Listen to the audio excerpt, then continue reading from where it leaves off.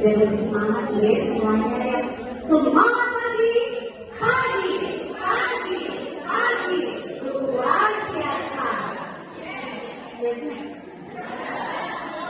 biasanya begini dong ibu. Bergerak-gerak, terus bergerak dong akalnya ya. Oke lagi ya. Semangat pagi, pagi, pagi, pagi, luar biasa. Yes. Wow, kalau sudah semangat pasti nanti badannya juga semangat, gitu kan, deh? Oke baik. Baik, terima kasih Bapak kasih Ibu Kepala DPD Kecamatan Papan dan Ibu Kepala DPD Kabupaten juga tepuk tangan buat Ibu yang sudah memotivasi kita hari ini. Alhamdulillah. Hari ini saya salah satu pendeta itu ya, tadi memang mau surat ya, gitu.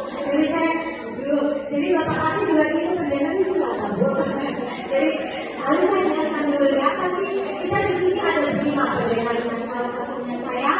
Pendetanya ini dari satu jati, tiga pendeta semuanya, gitu ya. Di sini ada 5 pendeta. Kebetulan pada tahap 1 di tahun 2024 ini Jember ada 5 pendeta yang terjadi yang masuk komunikasi di BDBD, antara lain saya, Bu Irma, Pak Biro, sama Pak Didin. Ini pendeta jurus 3. Kemudian ada di sini Ibu Nia, pendeta jurus 4. Kemudian ada lagi Bapak Fatullah, ini pendeta jurus 5. Ada 3 jurus penting yang pasti. Yang pertama adalah mendukung program Merdeka Belajar. Ya.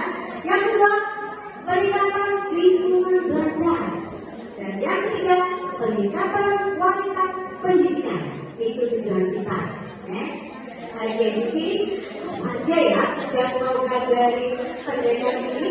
Nah, di sini ada pembuatan hasil-hasil selama pendidikan guru bergerak. Jadi memang tadi saya bilang persyaratannya satu harus menjadi guru bergerak dulu. Karena di sini kita aplikasikan pendeta ini setelah menjadi guru bergerak. Kemudian ada pelibatan praktik balik. Ada peningkatan kualitas kompetensi guru bergerak. Ada transformasi guru bergerak jadi inspirator komunitas belajar. Kemudian ada si pendeta, salah satu yang dari kita laksanakan. Kemudian ada jodoh pendeta, ada Widya Karida pendeta. Jadi penjelasannya seperti itu.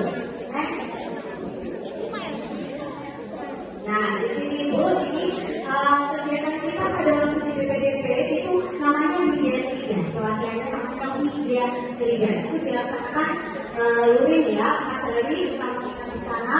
Kemudian Kerida Bakti diseminasi hari ini termasuk fungsi dari Kerida Bakti kita para pendeta. Kemudian di sini ada Amusrida. Jadi setelah kita melaksanakan Widya Karida, kita tidak dilepas begitu saja. Kita punya instruktur dari BPDP. Dari kegiatan musik kita menjadi kegiatan daring. Jadi setiap hari ada kegiatan daring bersama instruktur dari BPDP. Kemudian ada kegiatannya, nanti hasil aksi nyata kita seperti apa, harus ada aksi nyatanya seperti apa, gitu ya. Oke. Nah di sini Ibu, ternyata jurusnya di BPDP itu pendekatnya ada jurus Ibu, tidaknya jurus 3, 4, 5. Ada 7 apa saja. Kebetulan yang tahap 1 ini yang BPDP jurus 3 ada 5. Nah, di sini ada 7 jurus. Yang pertama adalah pengembangan kompetensi pengelolaan sekolah. Itu jurus yang pertama. Yang jurus kedua ada penguatan implementasi kurikulum merdeka.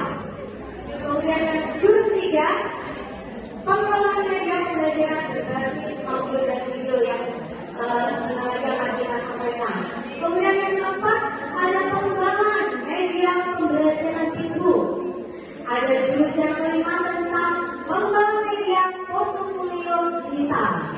Kemudian jurus yang keenam ada pengembangan pembelajaran dan pengembangan profesi.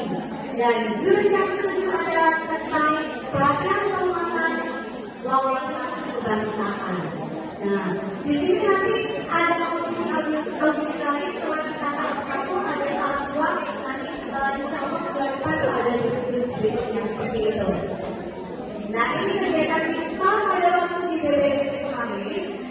Jadi di sana selama sekali itu dari kita pertama materi kedua langsung kasih kata ibu. Jadi pengembangan pembelajaran berbasis audio video. Di sini kita membuat film bagaimana sih membuat video pembelajaran yang benar itu seperti apa. Ada naskahnya, ada skenario nya, ada asal apa ada gambar, ada ilmunya bu. Nanti kita jelaskan. Misalnya kita ngajar ada ilmunya. Kadang-kadang kita asal aja ya. Kalau kelihatan lagi mutilasi ini, yang segini kita nggak tahu aturannya gitu. Ternyata kalau di perfilman itu ada aturannya. Jadi bagaimana membuat video pembelajaran itu menarik dan apa sesuai dengan kaidah-kaidah yang ada di perfilman itu sendiri. Seperti itu. Ini kegiatan kita ada belajar di BPDB. Oke. Nah, yang pertama ini ada analisis kebutuhan. Harus akan dulu sebelum kita membuat video pembelajaran, kita harus menganalisis dulu apa kebutuhan di kelas itu seperti apa, apa-apanya apa ya. Kita harus tahu di situ. Kira-kira apa ya yang mau saya buat sebagai video pembelajaran itu. Oke, next. Baik.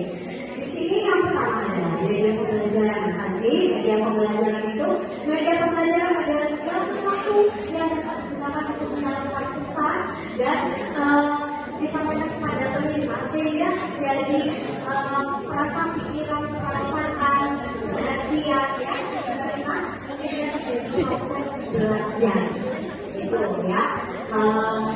Definisi dari media pembelajaran. Nah di sini kegunaan media pembelajaran menurut ibu apa sih fungsinya gitu ya? Dari yang pertama adalah memperjelas pesan. Nah kalau kita menggunakan video pembelajaran, yang pasti kita akan memperjelas pesan yang akan kita sampaikan agar tidak terlalu terbersih, tidak dengan metode ceramah aja ya.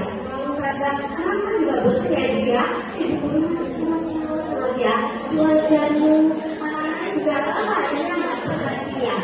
Ayo dong kita sebagai digitalisasi gitu ya. Kita pakai video pembelajaran yang menarik untuk anak-anak. Seperti apa? Nah itu di sini. Nah kemudian apa lagi itu mengatasi keterbatasan. Misalnya itu kita kan di TK topiknya macam-macam ya. Topiknya mau rekreasi misalnya. Kita mau mengenalkan, kita mau rekreasi ke Jepang. Kita buat video pembelajarannya. Kita hadirkan di kelas kita. Seperti apa sih Jepang ini? Kita cerita tentang mengenai topik rekreasi ini. Jadi saya ada di sosial, ada begini-begini. Itu lebih menarik kan? Nah seperti itu. Jadi dengan video pembelajaran ini mengatasi keterbatasan ruang dan waktu. Kemudian ini juga menimbulkan semangat yang masih anak senang sekali. Anak-anak kita dengan gadget aja udah biasa ya ibu ya. Jadi jangan sampai kita ketinggalan. Mereka aja yang udah bisa nih buka YouTube ya, bisa bermain game yang kita padahal tidak tahu juga gitu. Kadang-kadang game itu mereka udah tahu gitu. Nah di sini kita harus bisa membuat video pembelajaran itu menimbulkan kegiatan belajar untuk anak-anak. Nah, kemudian ada lagi untuk apa sih video pembelajaran itu untuk kebutuhan anak ibu yang saya bilang tadi, yang saya kasih contoh tadi. Jadi kita tidak ada alasan, tidak ada dana, tidak ada apa, tapi kita memanfaatkan aspek yang ada.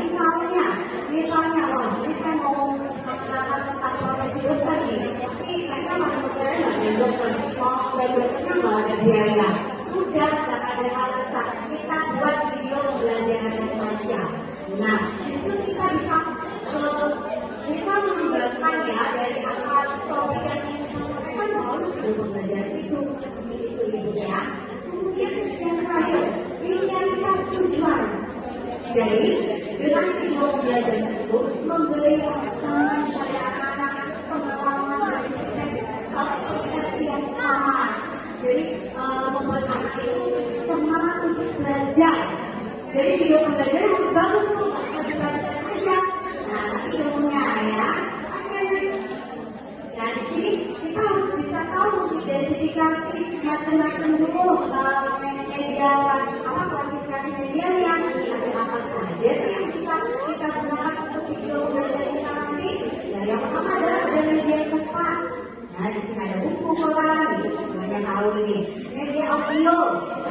audio ya, audio. Dengar ya, audio pendengaran. Kemudian ada tipe multimedia melibatkan banyak media, audio, video, internet ada di sini. Hyper multimedia. Kemudian ada media audio visual. Ada audio visual yang biak dan ada audio visual yang berbeda. Kita mengetahui dengan cara kita. Di sini ada GBIM, garis-garis besar isi media. Kalau di dalam pembelajaran sama dengan RTPH atau Google. Ini ada lengkap sekali isinya. Dari lengkapnya, artisnya siapa, skenario seperti apa, waktunya di mana, ini lengkap di sini itu. Nanti tata caranya nanti kita jelaskan. Nah di sini kemudian terjadilah naskah. Lalu kita langsung ke produksi media. Jadi memproduksi film, ibu jadi sutradaranya, jadi skenario-nya, juga jadi kameramennya ya. Jadi kita itu malah double ya tugasnya ya, sutradara, yang merancang, buat skenario-nya, buat naskahnya, kadang-kadang juga sebagai artisnya juga, jadi presenter juga. Nah, jangan lupa kita juga bisa melibatkan anak-anak kita dalam membuat video itu. Begitu ya. Kan saya bilang tadi kalau kita melibatkan anak dalam aksi nyata kita akan merekam 90% daripada dia lihat dan dengar saja. Begitu. Oke, next. Nah di sini, ini jadi ini dengan video pembelajaran itu yang dilakukan apa sih? Sebelum, before, and after harus ada perubahan, harus jangan tetap misalnya begini. Ibu mau mengenalkan tentang buah-buahan misalnya. Kalau kita kasih nyatanya langsung aja bagaimana langsung buahnya kan menarik. Lain nggak apa, lebih menarik ada buahnya langsung. Yang saya bilang video pembelajaran ini yang sekiranya kita tidak bisa menghadirkan, bukan kelas di bawah video, bukan seperti itu. Makanya kita harus menganalisis tadi itu. Kira-kira apa ya yang menarik? Kira-kira saya mau bikin pertanyaan apa ya?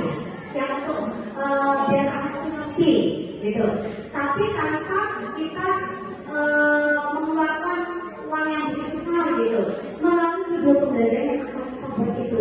Jadi di pola akalnya harus kelihatan sebelumnya saya sudah pakai video pembelajaran seperti ini. Yang mana harus mengerti. Oh berarti saya harus membuat ini, harus nyata yang lebih ini biar anak-anak lebih semangat harus gimana ya.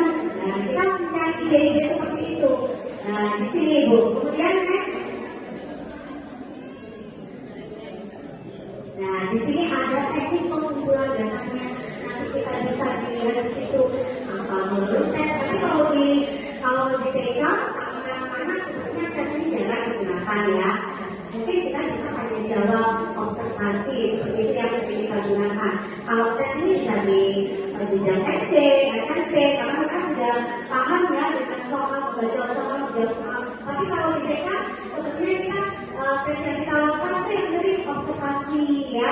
Jadi guru yang observasi, kemudian kita jawab dengan anak-anak seperti itu. Jadi teknik pengumpulannya banyak sekali. Angket kita bisa dengan kerjasama kolaborasi dengan wali murid ya. Lalu angket yang kita berikan dengan begini bagaimana nih pendapat ibu dengan seperti ini kira-kira ada masukan apa ya. Jadi kita bekerjasama dengan wali murid bapak ibu ya, harus kolaborasi dengan wali murid.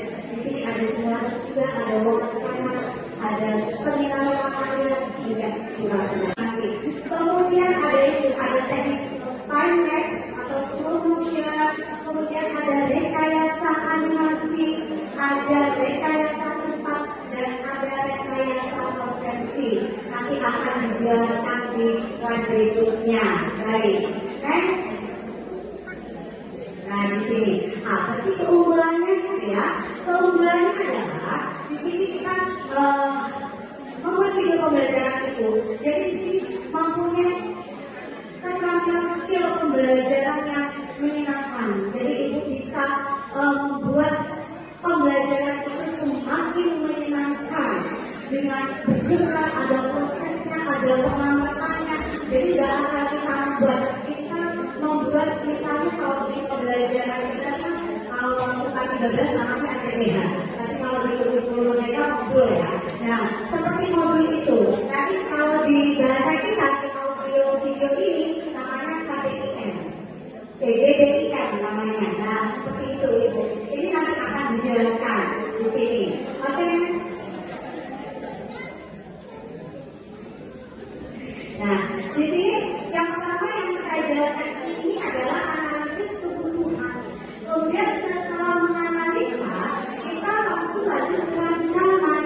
Rancangannya seperti apa ya? Saya mau ada topik apa? Rancangan harus seperti apa? Kita harus tahu di situ sesuai dengan analisa kita.